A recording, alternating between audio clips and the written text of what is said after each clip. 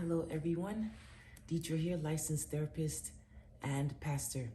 Have you ever thought about the fact that you could be unhappy in your relationship, not because there's something wrong with the relationship, but because maybe you're comparing your relationship to other people's relationship, and you have expectations that have been kind of just kept in your heart and your mind. You've not expressed it. I do think there's a point where we have to embrace the fact that every relationship is unique. Not every relationship is going to go from A to B to C to D. It's not going to follow maybe a traditional path of boy meets girl, boy dates girl for X amount of time, boy proposes, boy and girl get married, and they ride off into the sunset. For some people, their journey is is like boy meets girl. They date for some time. They're not sure that they want to be together. They break up. They meet other people. They date for 2 years. The other person, they find each other after several years. They get back together. Who's to say what that relationship journey can look like? For some people, they get married. They're living together for some time. They have children. Some people live together for some time. They don't have children. They're married. One person's working. Both people are working. They live in an apartment. They buy a house. But the thing is, sometimes we can get so frustrated because we have these expectations or we have these standards that are really not ours. They belong to another relationship. And I think it's so important to come to a place of appreciation for what your relationship has to offer. The truth is, there is so much beauty in diversity in relationships and how different paths can lead to fulfillment and happiness. Your relationship path and my relationship paths are very different. It's so different, and I'm going to tell you why. Number one, because I am a pastor, I'm a therapist. I met my husband in the congregation. Yes, you heard me correctly. I met my husband in the congregation. He was serving as a church elder at the time. How many of you have that journey where pastor marries church member? No. Many of you don't have that journey. And so our dating experience would definitely have looked different than yours, where the church members know that the pastor likes this guy and they're wondering, when are these people going to get married? And when we get married, the wedding has like 600 people there, and that sort of thing. And just watching our relationship evolve and our journey be very public, and be just surrounded by a lot of community. We thank God for that. But the truth is, that's our journey. We've had to learn how to navigate that journey, what family life looks like for us, what life-work balance looks like for us, what it means to have children ages 6 and 4 go to different functions with us. And, do we bring them? Do we leave them? Do we... all these factors that we have to consider. When I take speaking engagements, is my husband going to be with the girls from morning till night?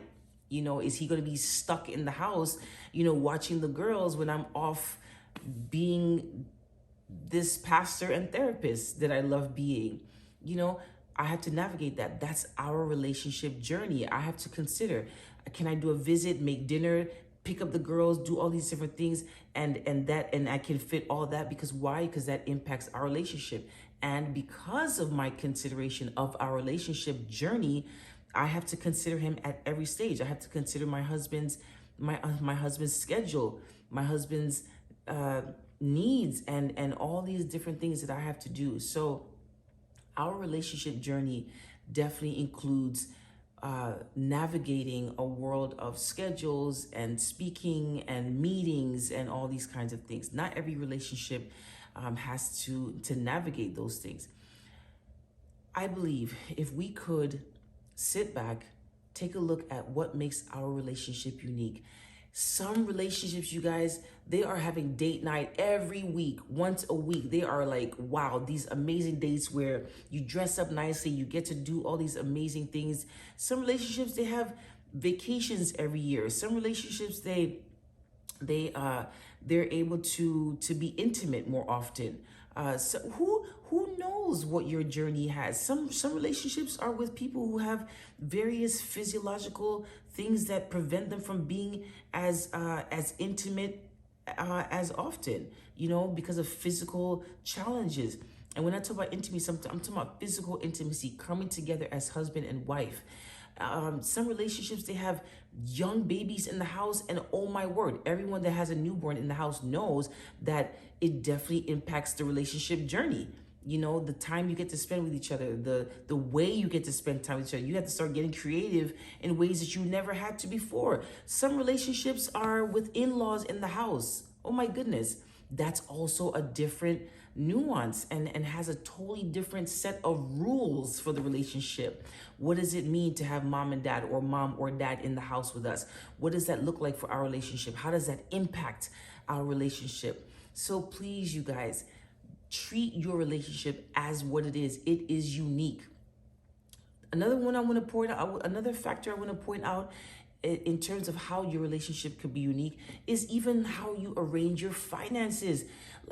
I've counseled couples where they're like, oh yeah, the man has to pay the big bills, these kind of bills or whatever, and I just get to go out and buy shoes. And I'm like, that's quite an arrangement. Or the man feels so much pressure to do all these things because the relationship requires these things and the financial burden is on one person. Or the wife feels like, he's supposed to tackle these things, or he feels like she's supposed to. And some relationships, they have one bank account. Some relationships, they have separate accounts. I mean, my word. But here we are trying to pull from everyone else's marriage and everyone else's relationship. Like, well, they do this, they do that, they do this. Well, what do you do? And what works for your home is different to what works in someone else's home. Why? Because your relationship journey is different. Embrace it. And the sooner you embrace it, the happier you will be. See you guys next time.